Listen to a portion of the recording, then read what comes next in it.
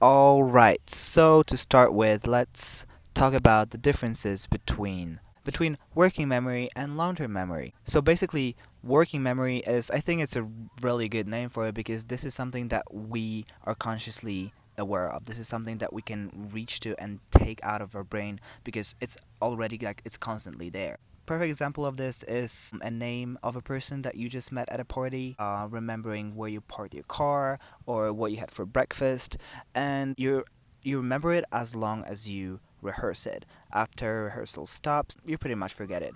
However, memories in short-term memory can be transferred into long-term memory that I'll talk about later. But first, let's talk about how short-term memory works. Basically, we memorize pieces of information or chunks. We group information together and put it in our brain.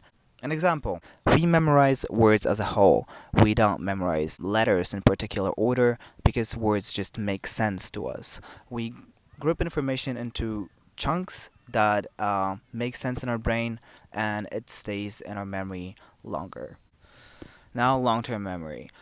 This is pretty much our little diary in our brain. We store our memories there and we can recall certain situations at any given time. It's usually permanent and limitless. Research proves that if you're able to recall an event 3 years after it happened, it will most likely stay with you for the most of your life until you die or I don't know, damage your brain with some memory issues like Alzheimer's or dementia that I'll talk about later.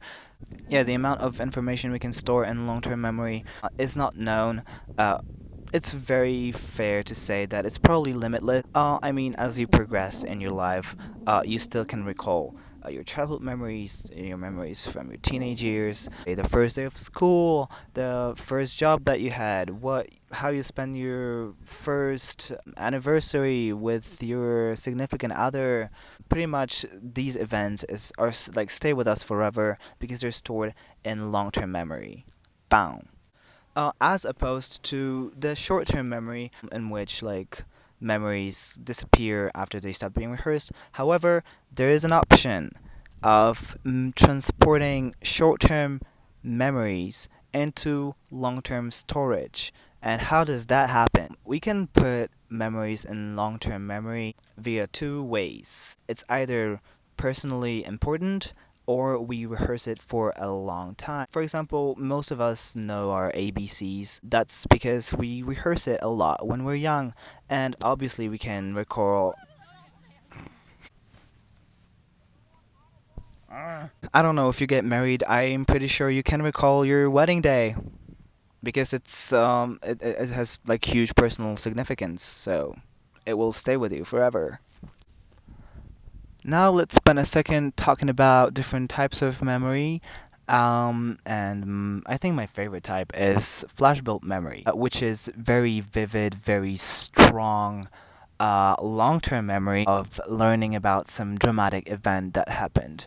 And now, many people, especially from the U.S., recall 9/11.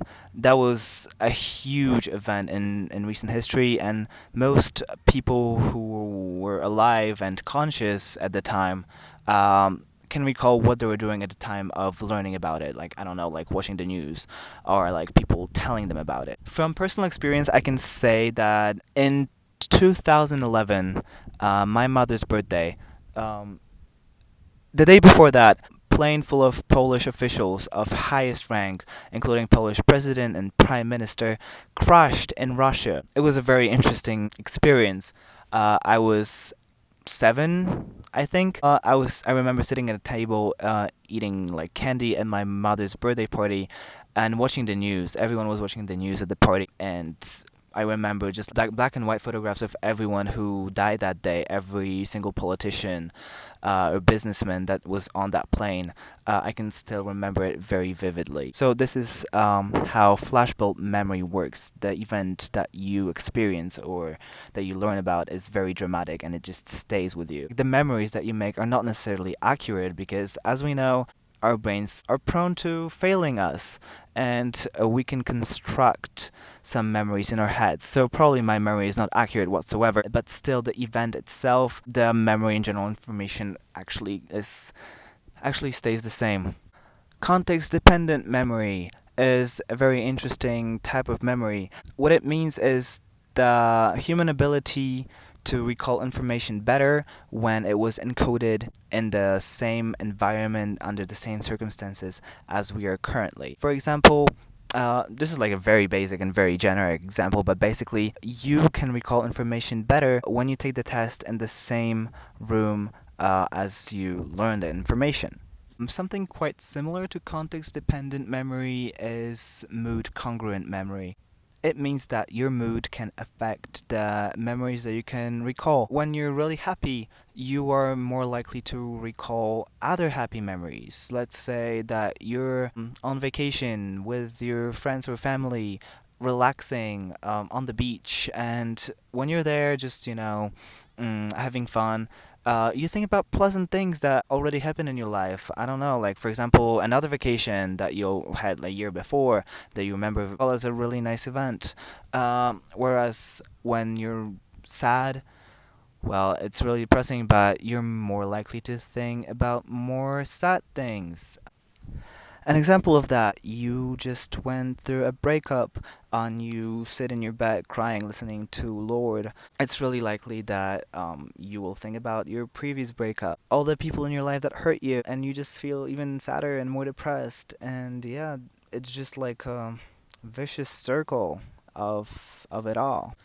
Now, let's talk about two different types of long term memory. There's explicit memory and implicit memory. Explicit memory is the recollection of facts and events. When I want to think about my last New Year's Eve, I'm gonna look through my memory library, go to that date, and remember that I was in Mexico with Rodrigo and I had a good time with his family.